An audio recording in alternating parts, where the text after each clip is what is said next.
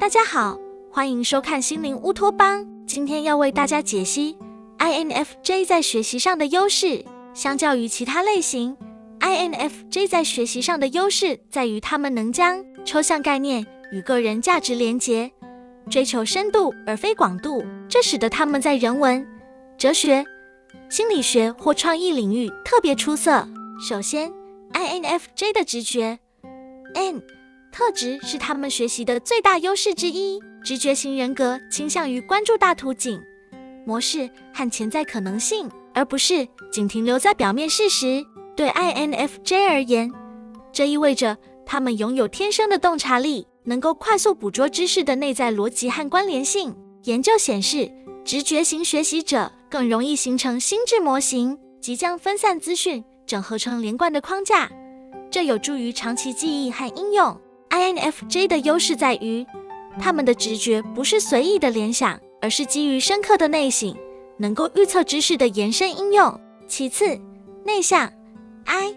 特质让 INFJ 在独立学习中脱颖而出。内向者从内在世界汲取能量，偏好安静、反思的环境，这对学习来说是天然的优势。在喧闹的群体讨论或线上课程中， INFJ 可能显得低调，但他们的内向并非孤立，而是深度沉浸。他们能长时间专注于单一主题，而不受外部干扰，这在需要高浓度，如阅读长篇论文或解决数学证明时特别宝贵。心理学家卡尔·荣格 INFJ 的理论基础之一，就强调内向直觉类型如 INFJ 能在内心构筑丰富的想象世界，这有利于自学和创新。第三，感觉 F 特质赋予 INFJ 情感连结的学习优势，他们的决策不仅基于逻辑，还融入价值观和人文关怀，这让学习变得有意义而非机械。INFJ 倾向于选择与个人理想契合的科目，例如环境科学或文学，因为他们能将知识视为使命的工具。这份内在动机是持久学习的关键。当学习与价值连结时，他们的坚持力远超平均水平。研究表明，感觉型学习者更容易产生流畅状态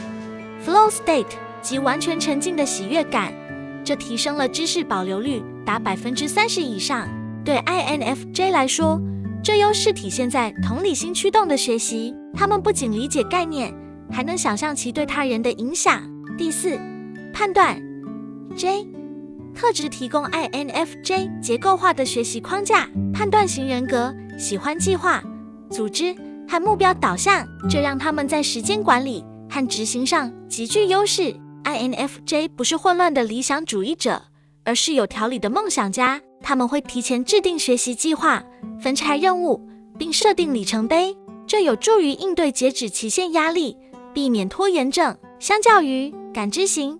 P 的弹性风格， INFJ 的 J 特质确保学习过程有序，例如使用思维导图或日程表来连接抽象想法。这种优势在高等教育中显著，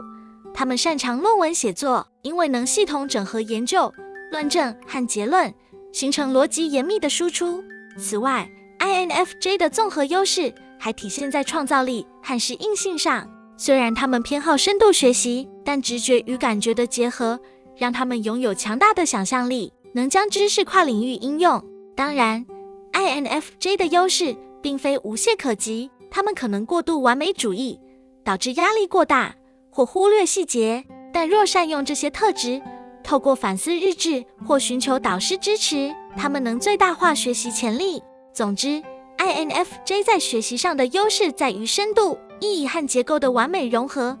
让他们不仅是知识的消费者，更是转化者。在当今知识爆炸时代，这种人格类型正成为稀缺的深度思考者，推动社会进步。如果您喜欢这部影片的话，再麻烦按赞、订阅、